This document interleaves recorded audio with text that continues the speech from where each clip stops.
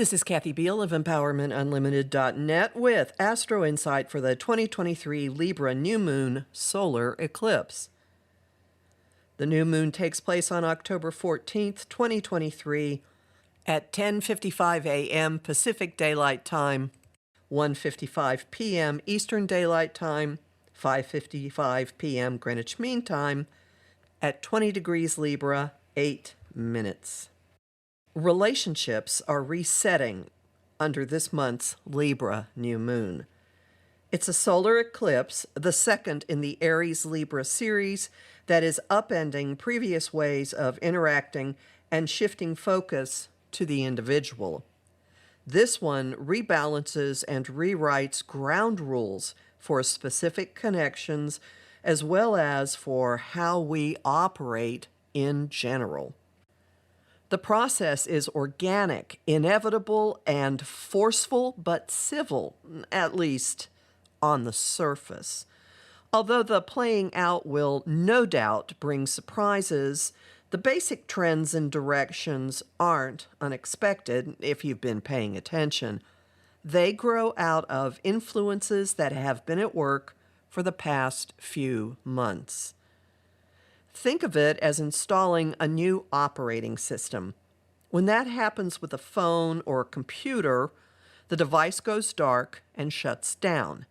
Changes occur outside your vision. The device reboots on timing you can't control, and when it comes back, basics are different. The interface, the placement of icons, some applications gone and some new ones installed. In much the same way, the eclipse is updating relationships and our approach to them to support current conditions and our recently enhanced sense of self. Some features of the past will go.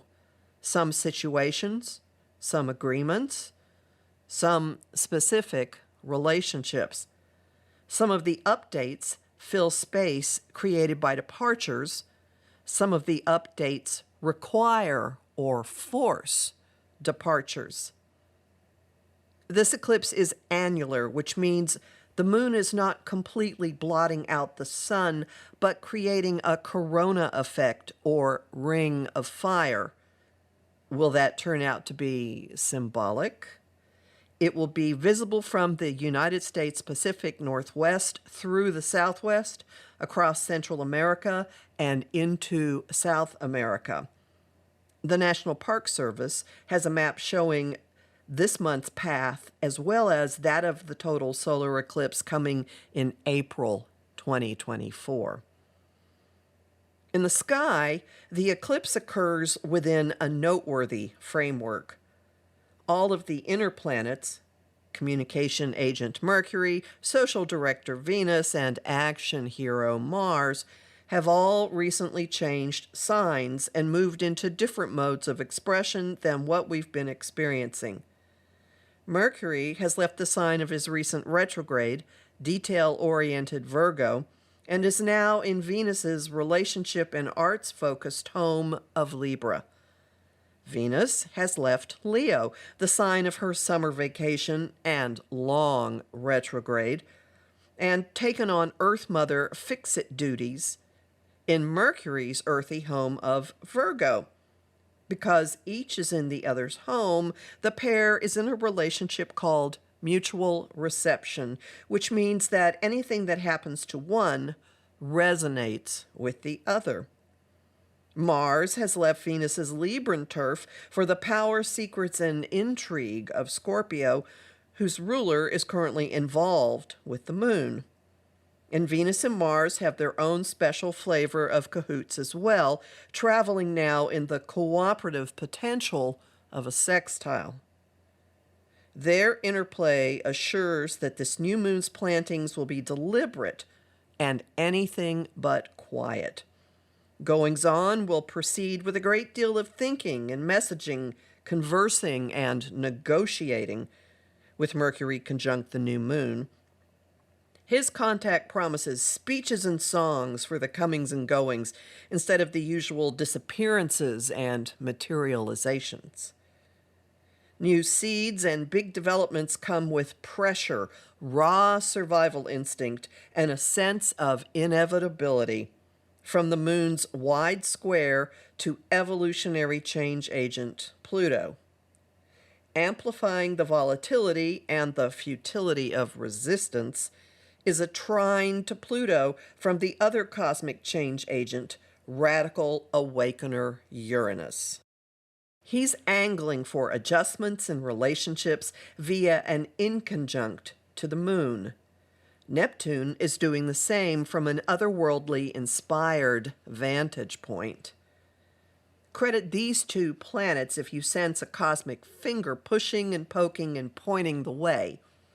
One actually is, from the finger of God, there forming, pointing to the moon.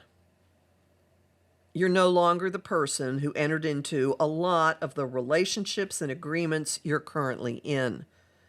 A lot of the terms and conditions no longer fit you. A lot of them no longer fit the world as it has become. See, for example, the Writers Guild's demand that contracts take the current reality of streaming services into account. The Venus retrograde reminded you of your value, and that's unshakable now. You've been feeling that the old ways have to go, and this new moon is making sure they do. You can steer this. Frame your intentions and wishes in terms of what you want. Factor in healthy boundaries and choices and the courage to choose meaning and depth. No grasping, no clutching, no pushing, no shoving. Let the winds of change carry you on. You'll have a measuring point next April when a total solar eclipse in Aries ramps up the process from the other side of the zodiac. Learn more in my talk, Out of My Way, the Aries-Libra Eclipses of 2023 to 2025.